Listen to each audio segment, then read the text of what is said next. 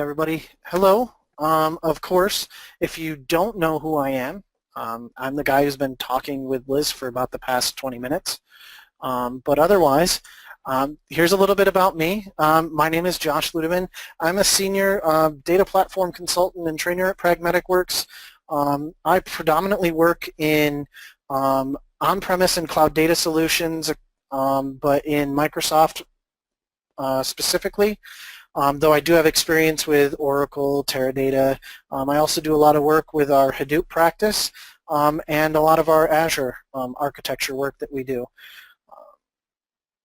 Been a tech editor before on a big data book that actually was written by our president of consulting, Adam Jorgensen, as well.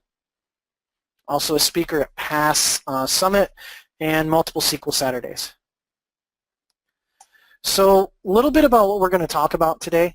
We're going to obviously go through some of the performance improvements that have come with SQL Server 2016. But we're going to talk about some of the BI enhancements. We're not just going to talk about Engine. And then we're going to do an overview of like what I call the big three. These are the big three performance or new features that are going to help performance in SQL Server 2016 in your environment. So you notice at the end I have Query Store, and some people are going, well, what do you mean Query Store is going to help performance? Well, we'll get into it a little bit more, but it's more of a window to help you improve performance, whereas the other two are definitely just immediate performance improvements. So when we talk about some of the general engine performance, there's a few different things going on that we're going, that you want to know about that aren't necessarily as big publicized, but they're actually very nice improvements. So, for instance, with your overnight or off hours maintenance jobs where you're using DBCC, DBCC is actually, they've gotten into the code of it and actually improved the code so that it actually scales up to 7 times better. They've also gone through with it, and before, if you had any filtered indexes, user-defined UDT columns, or persisted computed columns, those, when you would run dbcc checkdb, would make your dbcc command take so much longer. It was a huge performance drain and a lot of complaints from us, from users and DBAs out in the community. So one of the changes they made is that it actually, now by default, CheckDB actually excludes those filtered columns and excludes those persisted computed columns unless you actually explicitly say that you want to check those as well. It will exclude those, which again increases even more your performance improvement or performance gain you're going to get. There's also spatial data improvements that they made. So previously when you would do anything with spatial data, during the execution you were kind of transitioning from unmanaged to managed to unmanaged within the code, so there was that handoff. The new change is they've actually invoked it as a native implementation now, so there is no handoff between unmanaged and then managed and then back again. Without that transition, there's an enormous improvement in performance there, because like with everything else, if you have the closest that you do any processing to the data that you're processing, the better the performance is going to be. So with the spatial data, now that you've eliminated the transitioning back and forth and back, that has improved performance immensely as well. Temp Db Configuration is another big one. That's actually been brought into the installer so that you can actually, before it was just, Temp Db was just created out there like another database, and it was one thing was set up, and that was it. Now, Temp Db is brought into the installer, so it's actually a new tab in the SQL Server 2016 installer for you to actually configure right there during installation. So that's kind of one thing that goes into your installer and comes out of your, okay, fresh SQL Server installation checklist. I think we all have it, probably with a nicer name. than that, but we all have that file or that Excel spreadsheet of things to go through, or even that script that actually would alter those things after the fact. This now is rolled into it so that you can actually pick the number of files, initial file size. Just keep in mind that you want to turn on instant file initialization if you're going to go with a large Temp Db files, or performance will suffer just like any other database. Now the one thing that I like to hear about is also with 2016, they're increasing the number of contiguous 8K pages. So previously, when you had your number of contiguous pages in previous versions was 32, now it's up to 128 contiguous 8K pages. This is going to help out with your bulk style operations like your select intos, anything where you're creating an index or even bulk inserts themselves. With the more pages, more 8K pages in groups or larger page groups, you're going to be able to, you're not going to have to pull pages off as often. That's going to improve performance as well.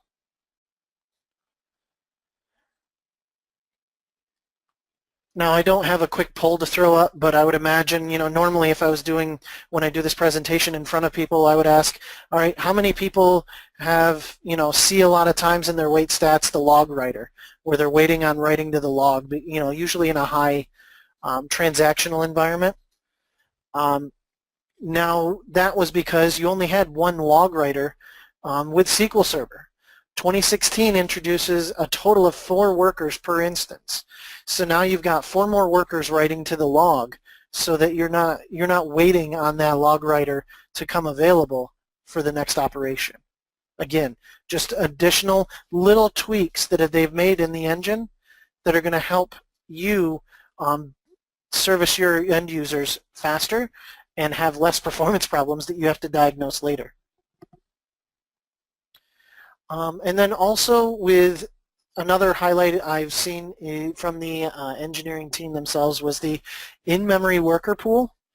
So right now SQL Server with 2016, well anytime, SQL Server leverages a worker pool for the in-memory database, in-memory optimized database capabilities. So prior to 2016, the pool, to increase the size of the pool, you had to do a startup trace flag. So that was one more trace flag that you had to have on, in the service that actually started SQL Server. Now that's actually been removed. So that's one less knob you have to twist or turn to improve performance. SQL Server 2016 actually removed the trace flag and updated the design. So now the the in-memory worker pool is actually dynamically adjusted by the engine. So as it sees that it needs more workers, it'll spin up more workers and have them available. Or it'll spin down as needed as well. So you're seeing better utilization of resources going forward. Now, me personally, I'm a BI guy. Well, actually, before I continue on, a great post that I actually got a lot of this from to help me point him in the right direction. There's actually a blog post out there by Thomas Larock. He's the former president, or the, President Emeritus of the PAS, which is Professional Association of SQL Server. He actually wrote a great blog post earlier this month about the new catchphrase for SQL Server 2016 from Microsoft is SQL Server 2016, it just runs faster. And what he actually did was compile a bunch of data between, let me see here. He compiled a bunch of data between the engineering team, which is where I've gotten some of this information from, the product support services team, and he actually, some slides that he got from the reviewers workshop that was on SQL Server 2016 probably about a month ago.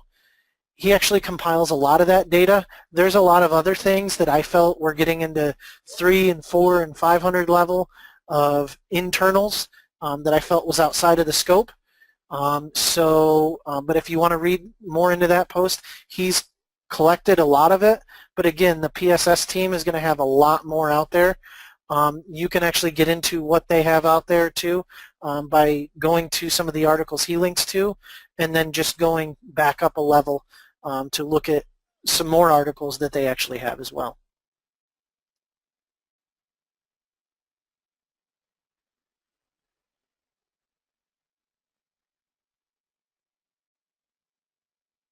So actually Quentin has a question. 4 log writers mean that there can be up to 4 log files for each DB. No, it's still going to be the same number of log files, but previously with SQL Server there was only one service that actually was writing to the log. So there was only one log writer itself, whereas now there's actually 4 log writers per instance.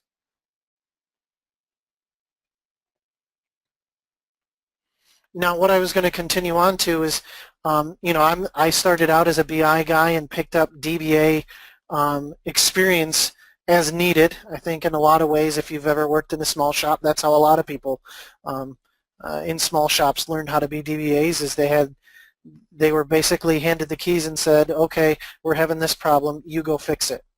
So for me, I couldn't do this session without at least hitting on a few of the performance improvements that are coming to the BI space as well. So specifically, a lot of it is coming to the Tabular Engine. Now, fans of Analysis Services Tabular have been disappointed since, you know, it first came out in, you know, a few years ago, is that it's been kind of ignored since it came out for any kind of improvements. When Tabular first came out, one of the big complaints with it was, okay, you know, I don't have a lot of the same features as multidimensional. I don't have the ability to do many-to-many relationships, things like that. There's actually a decent amount of performance improvements specifically in the engine coming for Tabular, or that are out in Tabular for 2016, that when looking at the improvements they've made, if you want to get into a 300-400 level, you can actually read some of the documentation and books online of the improvements they made, that I'd be hard-pressed to think of anyone who wouldn't see a performance improvement with 2016 Analysis Services. They've made a lot of changes in the engine specifically to help with direct query, so that direct query so that you can connect directly to the model and actually query against the database itself. Direct query is also used by Power BI. So a lot of the performance enhancements, again, fall in line in a lot of ways with that cloud-first mentality that Microsoft has right now. So again, the tabular enhancements, in essence, will help in the long run Power BI even be more performant as well. Also, you could not do parallel partition processing previously with the tabular model like you could with multidimensional. That, with 2016, is no longer a problem. With 2016, it introduces parallel partition processing for your cubes, which again is it's helping with your maintenance. So not necessarily end user performance, but definitely administrative performance of your cubes. And then again, I already talked about it, just the ability to create many-to-many relationships and that cross-filter is a huge win for the tabular model. Just going to check real quick, see if we have any more questions. Let's see. I think there was one more.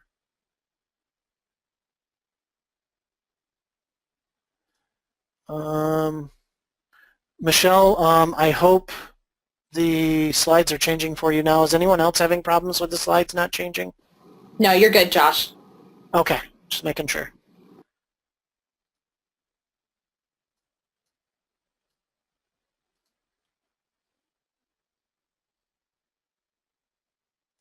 All right, let me, there. Okay, so let's continue. So now the next thing we'll get into is we're going to get into some of the actual big name features, and some of them you might have already seen a webinar this week on about some of the larger features that more publicized that are going to help your performance.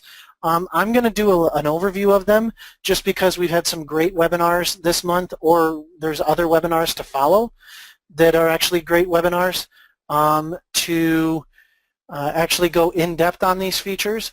But again, I kind of wanted to make sure for this session I do it for webinars here, but I also do it at SQL Saturdays.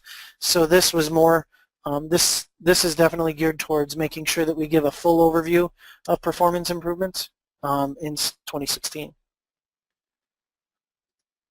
So little quick info on what stretched database is, because some of you are probably sitting there going, well, stretched database, what is that?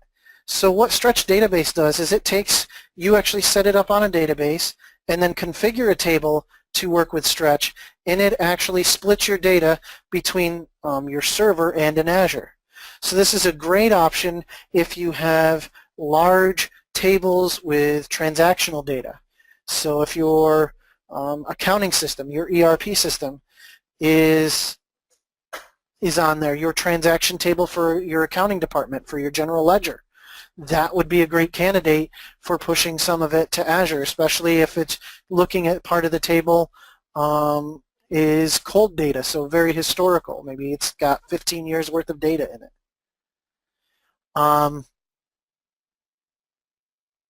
Oh, I have another question. Kieran, actually the recording of the session will actually be out probably in the next couple of days. Liz is great about getting those out as quickly as possible. So once that's out, you'll be able to view it right on our website, pragmaticworks.com. With stretched database as well, it actually it's going to push that data. It's going to push the cold data, so the data that isn't accessed regularly, right out to Azure. And then when you query your table, it'll pull the data in from Azure as needed. Okay? So what this is going to do is, I would imagine there's plenty of us out there who have large storage sands out there to store all of these large amounts of data for transactional systems. Now this takes the stress off of the storage because you're storing a lot more off-premises, out in the cloud, out in Azure. So you're going to save on local storage costs there. You're not going to have to be purchasing as much storage to have connected to the server in one way, shape, or form for doing this. It's also going to shorten your backup window, because when you enable stretched database, that data that is in the table and stretched out to Azure, that's being backed up in Azure. That is not pulled back in to be part of your on-premises backups. That's always the tough one that I think a lot of people don't necessarily think about at the time, but that's actually, once it's stretched out to Azure, Azure maintains the backup of that data, and it's held out there and backed up and redundant, same as any other Azure SQL database, so that you don't have to worry about it. The other nice thing is it's a silent sync that is baked into the SQL Server engine. So this data is pushed out and synced out there is done behind the scenes. It's nothing you have to worry about. Now, a great question, and I was going to get to that actually, Maj, was can you stretch data onto another server? At this time, it is not available to stretch database onto other SQL servers. Do I see that there's an advantage there in some cases? Absolutely, where you could maybe stretch data into an Azure VM possibly even, but at this time, stretch database only works stretching data to an Azure SQL database. Does Azure back up the entire table or just a portion? Joe, great question.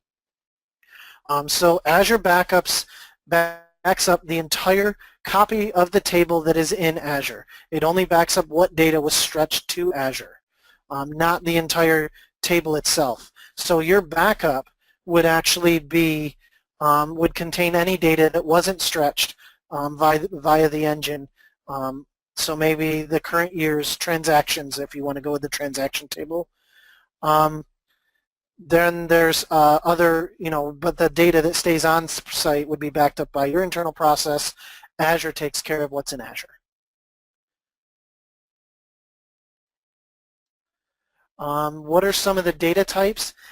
Actually, I'm working on a blog post about that. Some of the data types that you can't do with Stretch that are out there, I don't have handy with me right this second the exact list, but I will keep that one to answer with you and get with you, Mark, afterwards. Is the data stretched to Azure available for read? Nitin, great question. So yes, it is. When it's stretched to Azure, it's there, and as far as anyone querying your SQL Server, it looks like the data is still living on your server. So if you were to query that transaction, that general ledger transaction table, it would actually go out to that table, and SQL Server says, oh, this is a stretched table. I need to go out and pull the records down that are in the stretch database and service those records as well. So the nice thing about Stretch is there's no need for any code changes. Stretch database is transparent to your end users. They're going to still write queries like they always have, but the data is going to be there. Another question, I've heard that while stretching the database, the constraints on a table don't work. Is that true? Yes, it is true. Also, the data that's stretched cannot be updated or changed. So in some cases, that creates issues. But again, this is designed more for not transactional data. This is designed to push out cold data out of your data center, data that is not being updated, data that is not even necessarily being read that often. It's there, like in some cases, I've referred to it, in certain situations with different customers as these are, this is your security blanket data. So maybe your audit says you only need 5 years worth of accounting data or sales data or something like that.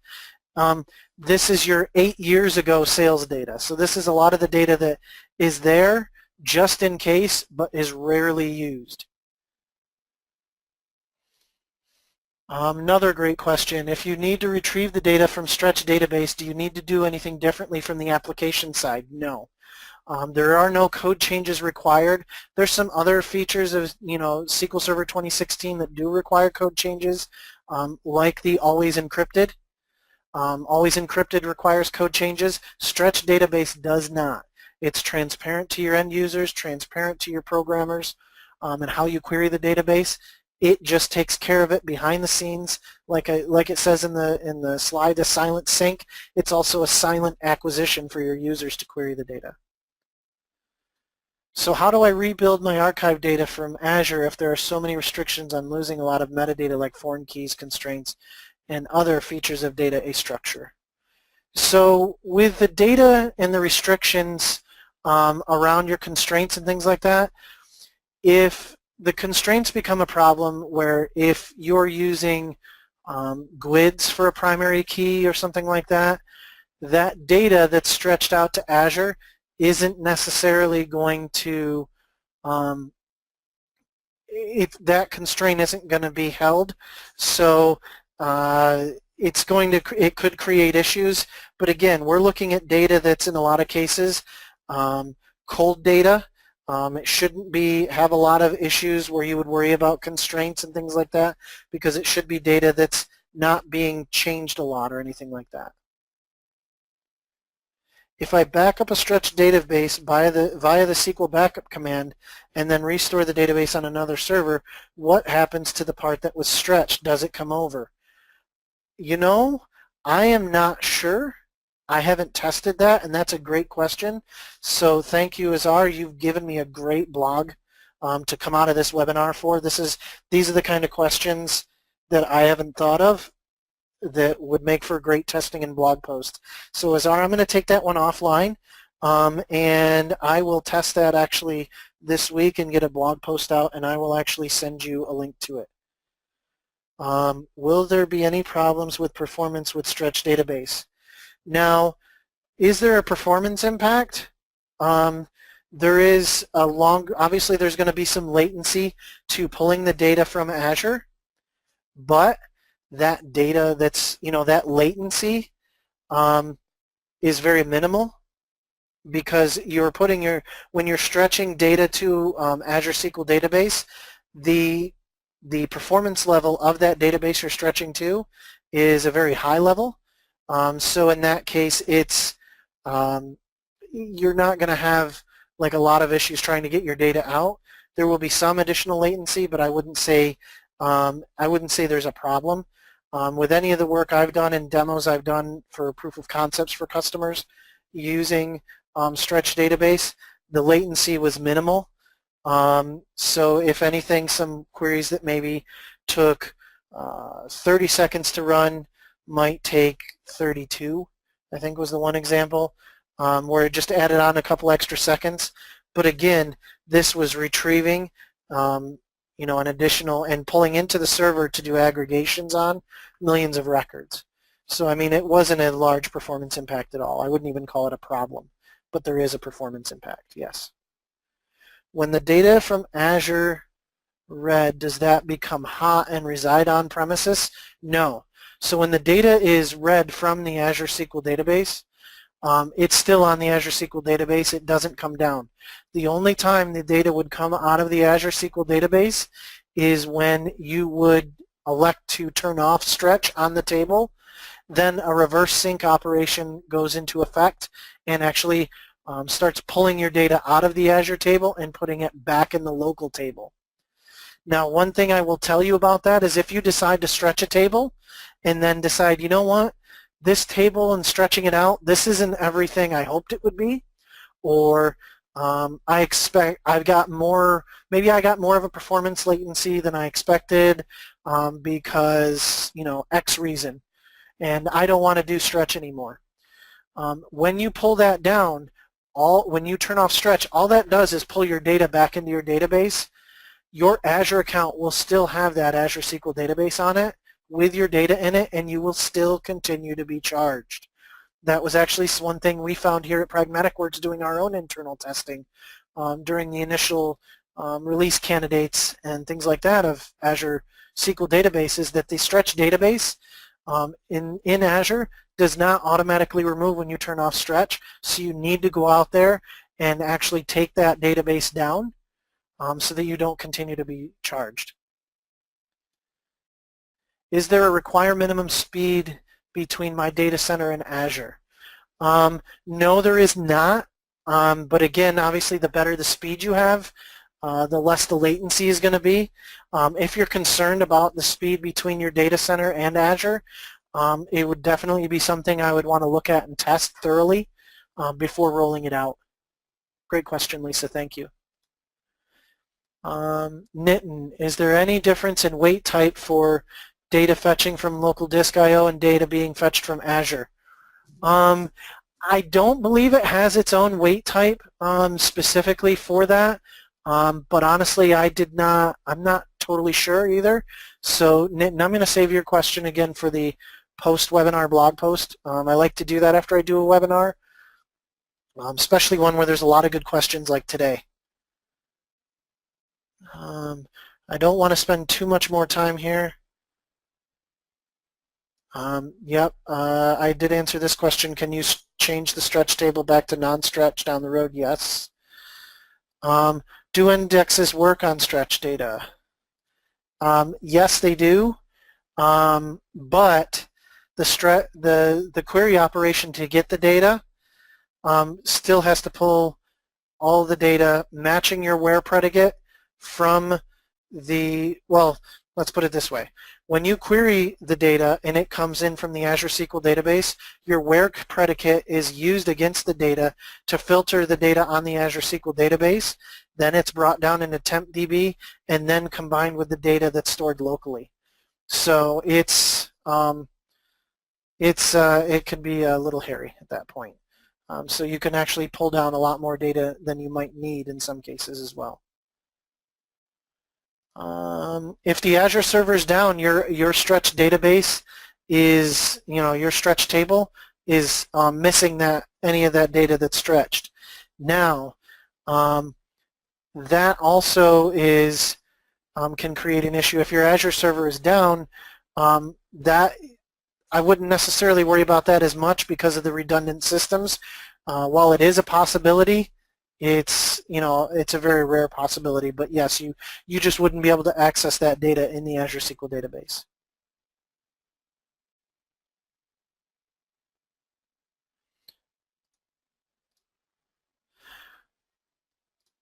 So now this kind of goes into the process of when you would stretch it to the cloud, it would actually take that piece of order history, put it out in Azure, so that when you query it, your query goes to the local SQL server and the SQL server pulls from Azure. That's just a nice graphic to have in that. It's actually going to create a linked server connection in the stretch database architecture. So I know some people cringe at that, but in essence it's a secured linked server connection that the engine creates with its own password and all that for it to use for the queries.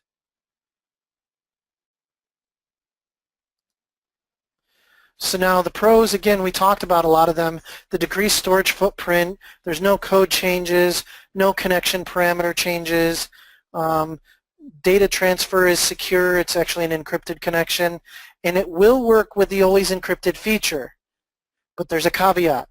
If that always encrypted feature is enabled before you stretch the data. If you stretch the data and then try and do always encrypted, it will not work. Okay? You have to do it in that specific order. The cons, though, is it does, I mean, in a lot of cases, there are a lot of people, and me included, get kind of nervous when you talk about linked server connections. So I did put this, over in a con. Another con is the actual additional cost to store in Azure. So while yes, there is a savings for how much storage you have to have locally, there is that additional cost in Azure. It's not just free. It's not included with your license or anything like that. And again, when using with always encrypted, that has to be enabled. Always encrypted has to be enabled first because you can't alter the data once it's in the stretch. Minor additional latency for querying the cold data. Again, we talked about that already. There is a latency. Have to list it as a con because it's a negative, but it's not a very large and measurable con.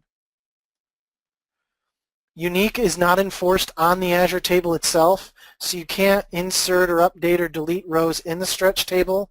So if you're stretching transactions and transactions older than 5 years ago are stretched out there, you can't insert a new transaction or update or even delete any of them in the stretch table. If you want to do that, you have to actually turn off stretch, have all the data come down, do the operation, and then re-stretch it. Queries continue to work. Without any kind of code changes, we talked about that. That's why I just trying to jump through that. That came up in the questions already. Your advanced security features are supported. So data in motion with TLS 1.1 and 1.2. Always encrypted support if enabled by the user, and the data encryption key remains on premises. That's why always encrypted needs to be enabled before you stretch it, because the data will be encrypted in the table at rest and then pushed to Azure. And then the encryption key remains on premises so that when you query the data, that's when the data isn't decrypted until it's back in your SQL Server or back at the client with always encrypted. Row-level security is already working, and SQL Server and SQL Azure Audit is already working as well. Backup and restore benefits, we already talked about them. I'm not going to waste a lot of time on that, but again, you're going to shrink your database backup and restore window because you're not backing up or restoring as much data. I think we went through a lot of the questions. But again, keep firing them in if you've come up with more questions on stretch. At the end of this, Liz is wonderful, and she sends me a nice spreadsheet of all the questions that were asked during the webinar, and then I will actually go through them and answer the main subject questions. So there's usually a few people that ask a lot of the same questions, so I'll answer the general questions as much as I can. If I don't answer your question on my blog post, feel free to reach out to me and in the blog post and comment on it, and call me on it if I don't get your question. Ooh, that was a roll. I didn't mean to roll my wheel. So in-memory is what we're going to talk about now, specifically in-memory OLTP. In-memory OLTP has made some definite advances in that previously, from when it was previously deployed. So a little quick info about it. It's a separate engine fully integrated with your standard SQL Server database engine, but it's optimized for OLTP workloads to be stored in memory. So what it is the data stored in memory, and changes to it are then synced back down to disk, so that if for whatever reason there's a power loss on the server, catastrophic failure in the memory, you have the most current version on disk.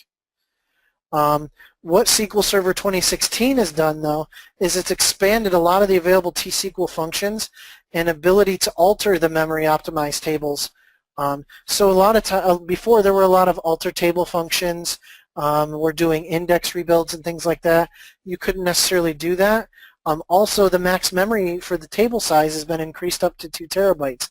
That wasn't the case before. I think it was 250 gigs. So now with the additional OLTP enhancements, you get full schema change support. So you can do add, alter, drop columns or constraints, or add and drop indexes are supported as part of alter table, which you couldn't do before.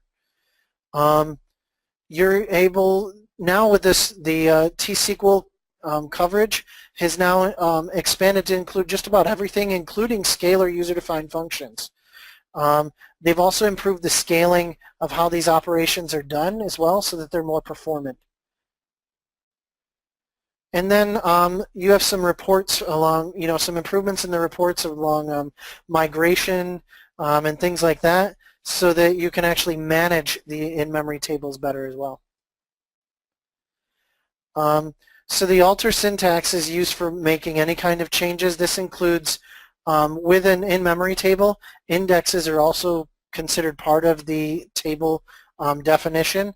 So now that was the aggravating part, is if you wanted to, you had to take the table out of in-memory OLTP to make any kind of index changes. Otherwise, they were basically stuck. Whereas now you can actually do those operations without, with that table still being memory optimized.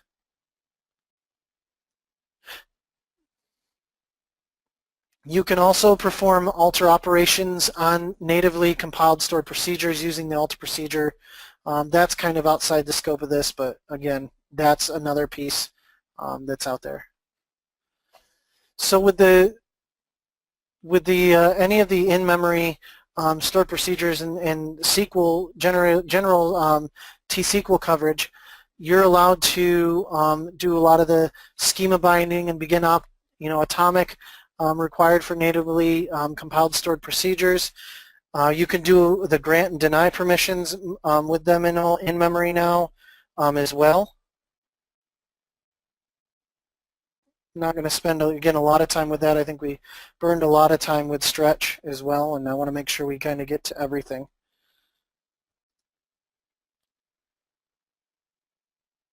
So they've also worked on the scaling so that it's been enhanced to scale linearly now on servers up to 4 sockets.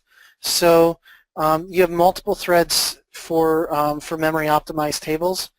Also multi-thread recovery, and you can actually do merge operations. And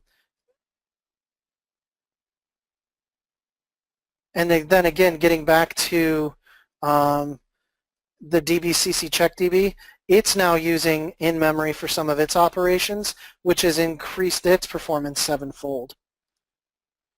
So when you talk about in-memory OLTP, the next question from a lot of users is, what can it do for me?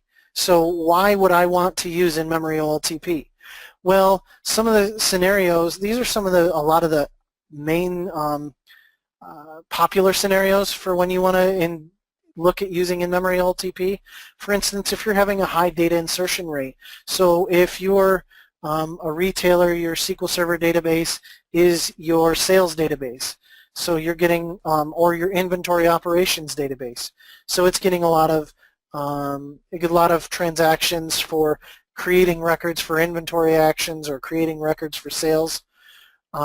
Primarily append only, and you're unable to keep up with the workload, so you're creating a lot of records, not a lot of updates, but you're falling behind. The benefits in this is a great option because, again, all the activities, all the data lives in memory, which means that the actions that you're trying to take to the data, any reading of the data, is a lot faster on RAM than it is pulling it off of disk. You're going to eliminate a lot of the contention issues because of that, because it's quicker to access, quicker to create the records. You're also going to reduce logging. If you're having any issues with read performance or scale, high performance read operations on an already highly taxed read system, again, a great example of that is usually retail sales or inventory systems, and you can't meet your scale-up requirements. Again, this is going to eliminate the contention. You're getting low latency data reads because you're reading from memory instead of disk, which is DBAs. We all know that's better. And faster execution time. If you're having an issue with complex business logic, so if you have large DML workloads, complex computations and stored procedures that are being done on tables, specific tables, putting those in memory, again, and you're already having contention issues, any kind of contention issues, I usually recommend to customers to at least look and see if in-memory OLTP is a possibility, just to get more out of your existing hardware. Anything where you're going to be reading a lot of data or computing a lot of data, in-memory OLTP can give you an advantage. Now, I've actually have experience working at software companies as well. I worked actually for a startup out of Jacksonville for a few years.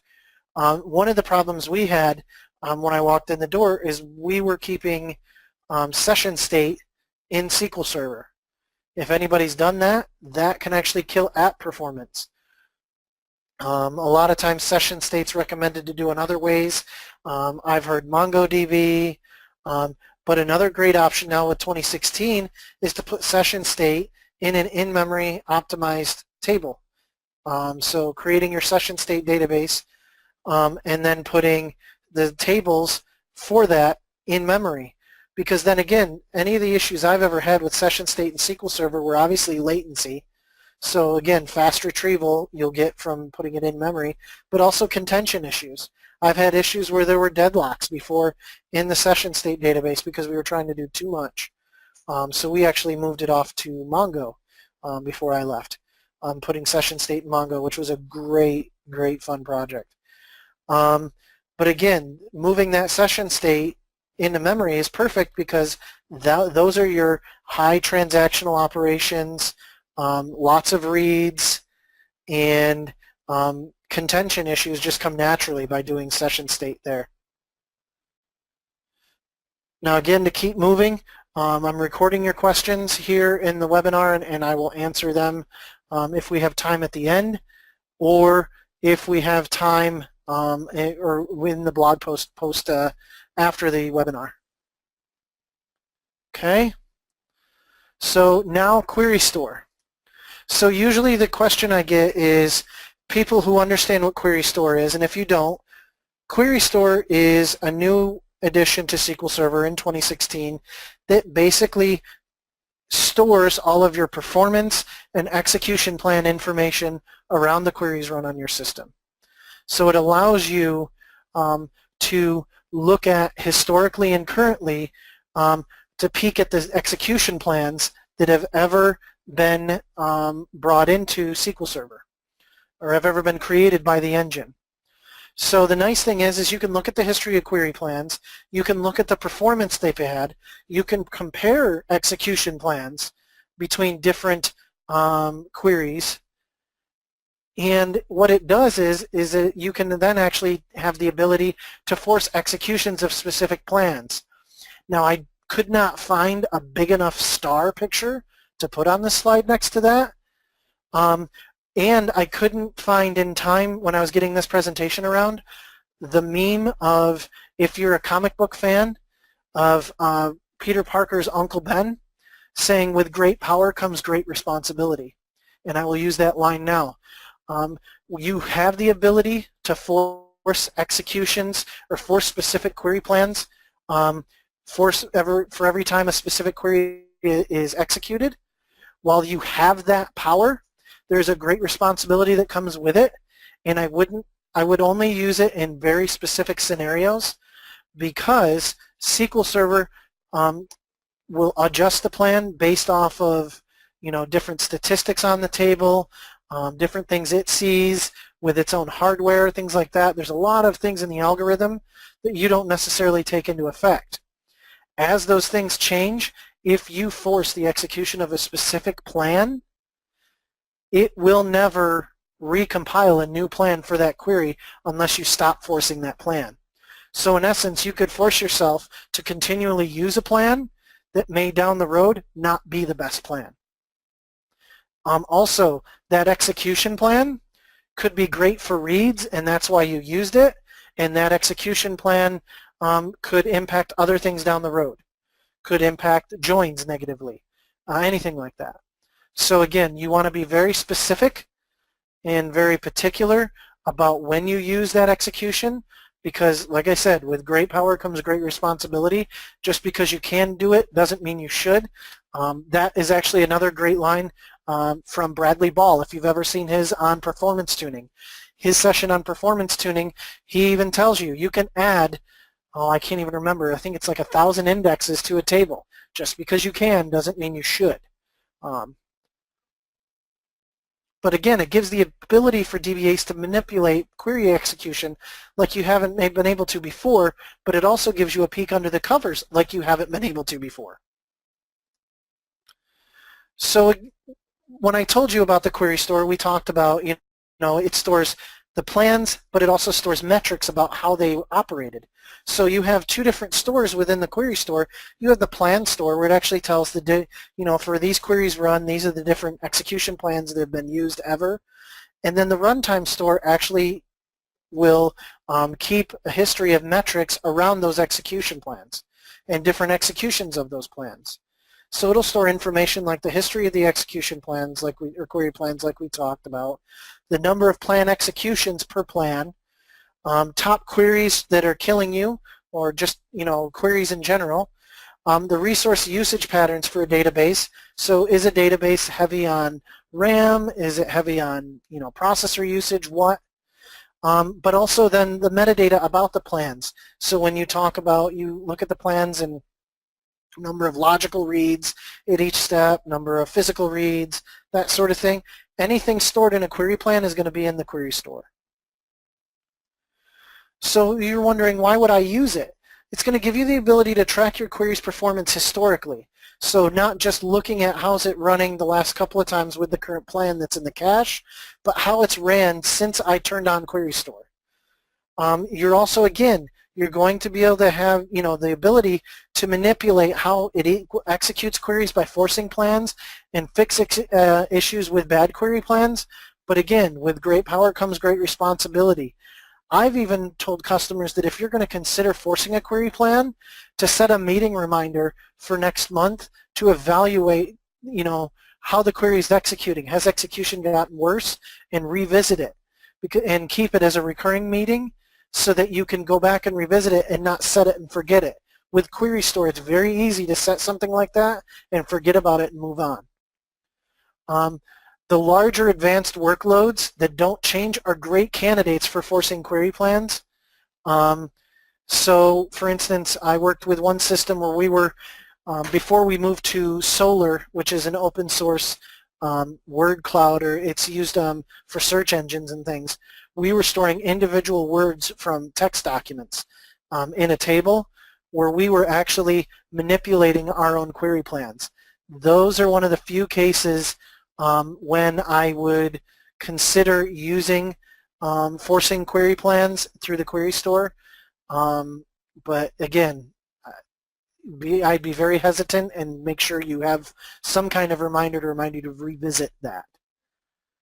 Do plans flush from the query store when SQL Server is stopped and restarted? No. This data is persistent. It's a regular database, regular set of database tables.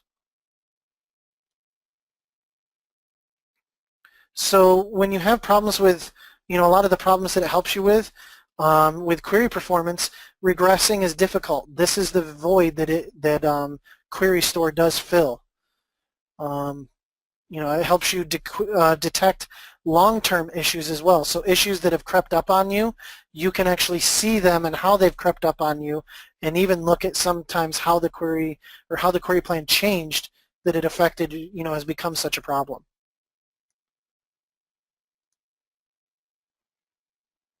So what it does under the covers is it's actually collecting the query texts along with all the relevant properties, all the plan choices as they change, and even all the plan choices that weren't necessarily picked. So if you run a query against SQL Server and it develops 3 plans and says, you know what, this one's the best, it'll give you all 3. And along with the performance metrics of any of them that were run. It works, and right here's the answer to your question, it works across restarts, upgrades, recompiles, any of that. Because what it does is when you send the query in, it gets compiled, the compile message and all that information goes to the plan store, then it goes to the next step of executing your query. That information then gets saved, the execution information in runtime stats, and then it's all stored into the query store schema. Okay? All behind the scenes, not affecting your workload. Not in a major measurable way. So again, your query text in context settings, in the query, go into the query, and then there's the plan, and then the runtime stats. This is the schema of that explained. So 1 row per query text per plan, and then 1 row per plan for each query. And then 1 row per plan per time interval. Okay? All stored within a table, regular database table. And then you can get the actual views here, and I will make this presentation available afterwards that you can get into, have these views and things like that. Okay? Now what it also gives you the opportunity to do is to monitor performance. So as you can see here, this is just an example report run against the query store of top 25 resource consumers for this specific database. So you can actually see which plans, it'll give you a plan ID for this specific query, its cost, and then the different query plans that were used during its execution, and which ones, you can then click on a couple and compare the plans and be able to look at which one is best for you.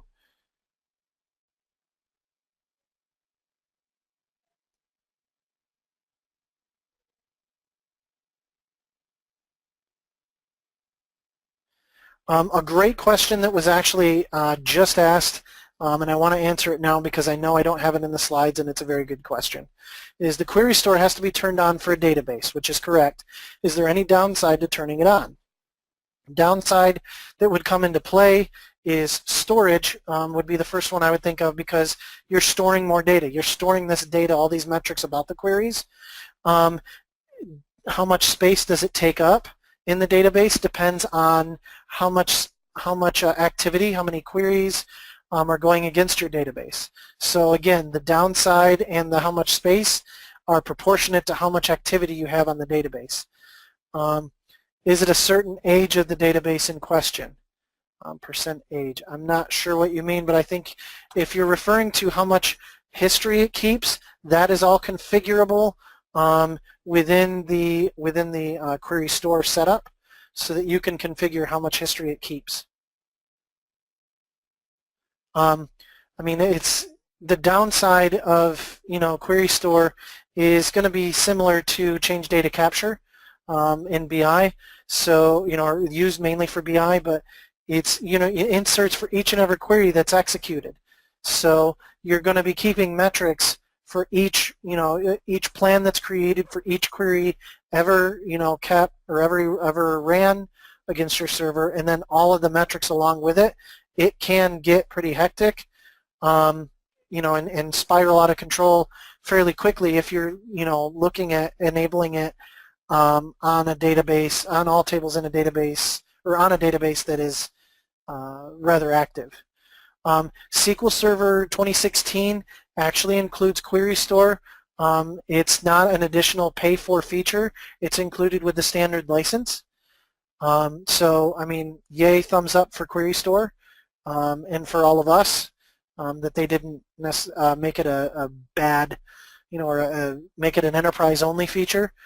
It is available in standard.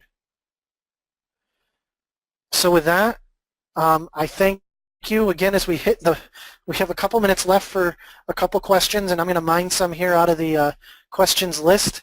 But I wanted to, before we run out of time, definitely say thank you to everyone for attending today. And again, if you have any questions, my email address is right here. You can also connect with me on Twitter.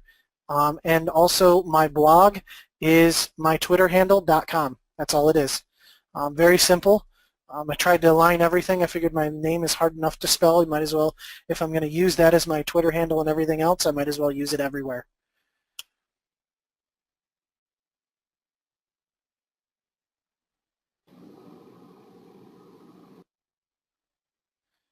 So I'm just going through here.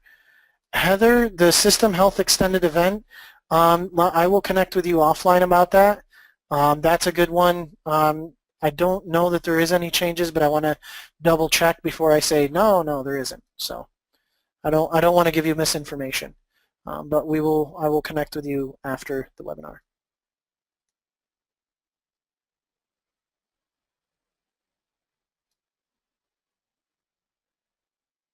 Oh, Sean has a great comment. Josh is my hero, as it should be. I should be everybody's hero. Just kidding.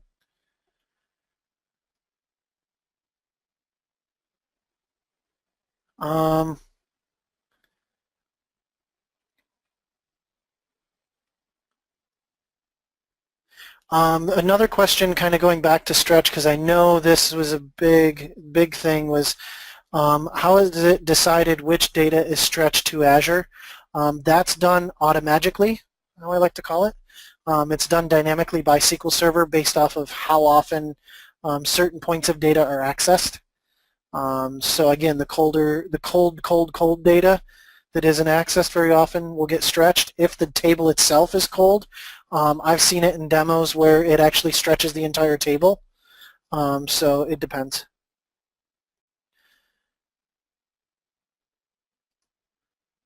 Let's see here. Let's get into something other than stretch.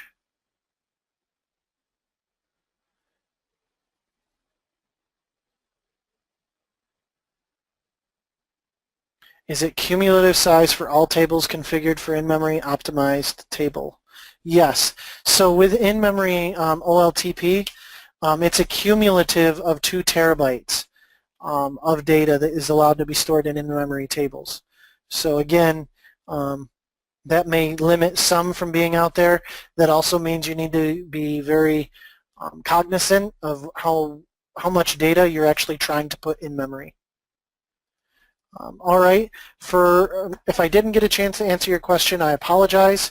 I will be posting a blog post answering the questions, and I will get with Liz when that blog post is complete so that we can actually share it on the Pragmatic Works blog as well. Yep. So again, thank you everyone for your time. Liz, thank you as well for setting this up, and everyone have a great day. Thanks, everybody. And like Josh said, you'll receive an email tomorrow with a link to the recording if you need it. And if you think of any questions, you can email me, Liz, and I'll forward them on to Josh. Thanks, everybody.